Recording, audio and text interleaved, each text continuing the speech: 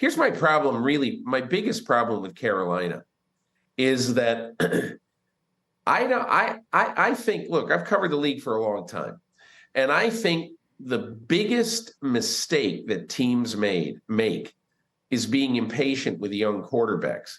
And you've already heard the B word, bust, thrown around with Bryce Young. Well, I've watched a lot of Carolina this year. Most of the weeks I have Red Zone on, so I'm watching 30 of their offensive snaps probably every week. And I've watched a couple of their games in full.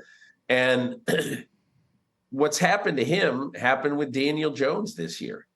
You know, how can you tell whether a guy's going to play well or be any good when he never, ever, ever has time to throw to make a good decision, because he is always under the gun. So look, I'm not sitting here and saying, well, maybe he will be better than CJ Stroud.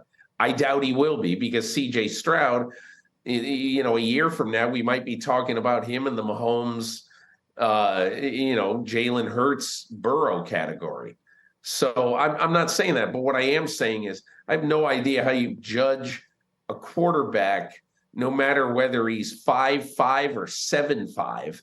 I don't know how you judge a quarterback based on the lack of protection that Bryce Young has had. I will revert to my law school education and say, Your Honor, let us submit as Exhibit A, Jim Plunkett. Yeah, that's a really good point. And Jim Plunkett, when he finally had a good supporting cast around him, was significantly better and was playing in the Super Bowl. So, don't make rash judgments about quarterbacks on bad teams. Check out new episodes of What the Football with Suzy Shuster and Amy Trask every Tuesday. Watch us on the Rich Eisen Show YouTube page or follow and listen wherever you get your podcasts.